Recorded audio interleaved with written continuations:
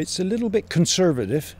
I would say the property is a conservative property, and well, most landed properties are a little bit conservative anyway. The small C I'm talking about now, and of course big C, because they're constructed.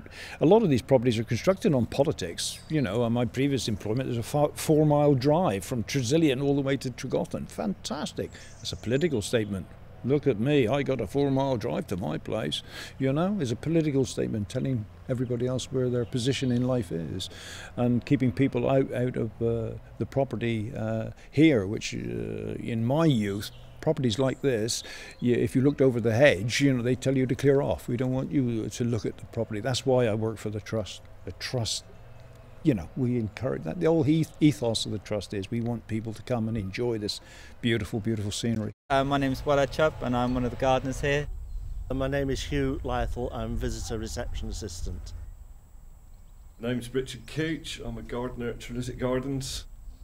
My name's Laura Van Everlingen and I work in the catering for the National Trust. I've been working for the National Trust for 13 years. My name is Barry Champion and I'm the retired head gardener here at Trelissick.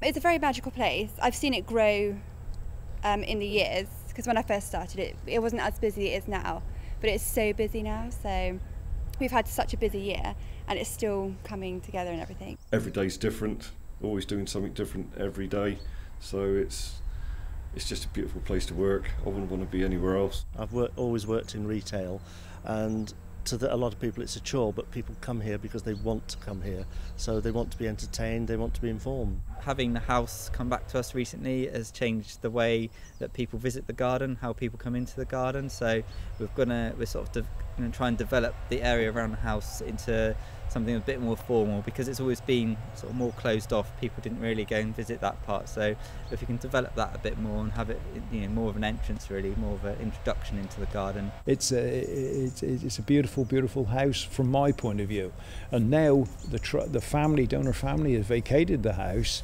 We've got the responsibility now of maintaining it and managing it ourselves, which is a great challenge for the trust.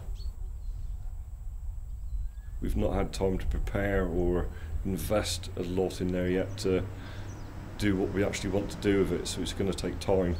Whereas gardens had years and years and years of development over the time, so it's just going to be the same for the house. It's going to take time to develop for it to be a really good visitor place to come. I think Trelissick is a multi-layered property. You've got the house, which has just come on board, you've got the gardens, you've got the parkland, you've got the views, which are stunning. We're surrounded by water on 3 sides, so we're like a little headland out on our own. We're able to grow quite unique plants here compared to other places because of the climate. The sort of position of it is quite different to a lot of the sort of other Cornish gardens, which tend to be in valleys, so this one's sort of a bit different, where it's up on a peninsula, it's quite high up, which means you get all these great views around. So it's sort of this time of year, especially with all the trees losing their leaves, you get some really good views up the river and down to Falmouth. There's something extremely tranquil about Trelissick and the views. I mean, the views out there are really unsurpassed. Spring's the best because of the magnolias and the camellias, rhododendrons. That garden is absolutely magical in the spring.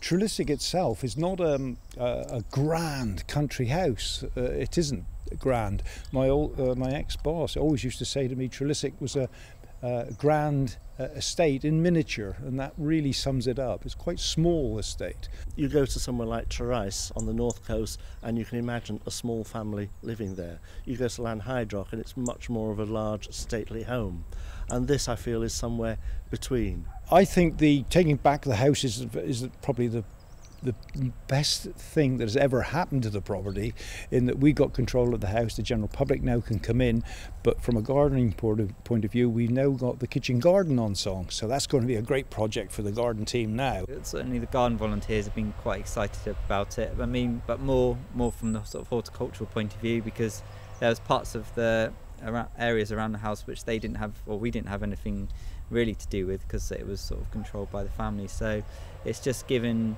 us and the volunteers a more wider range of plants to work with and different areas to work with. So I think it has been really exciting just to get that back. I think we've all got an investment in the trust. I think we all realise what the work it does nationally, And what is interesting is we get a lot of foreign visitors, and they all comment on the national scope of the trust.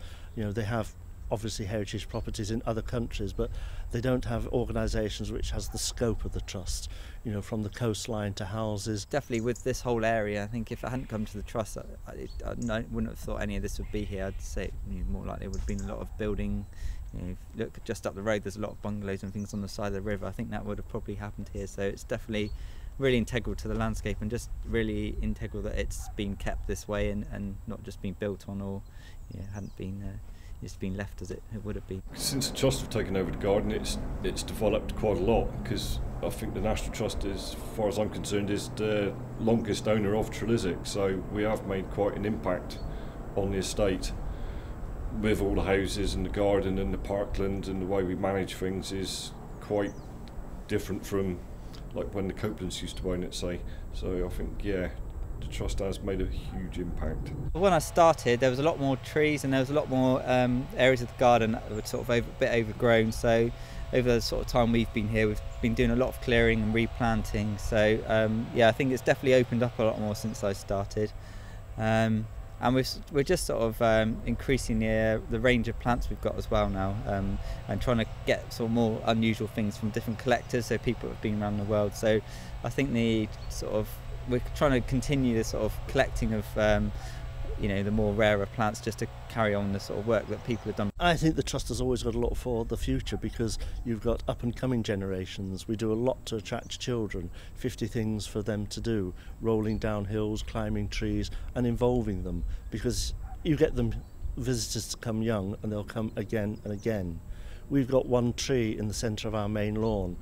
Families have had their photos taken within that tree, and you get generations. The parents will take their children's photos. I've got my children sitting in that tree. I've got a lovely big photo at home, and it looks great.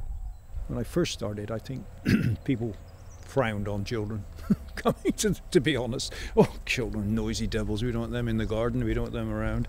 But now we're all embracing, and we really are really proactive with kids, and I think that's a real bonus for what the Trust are trying to achieve.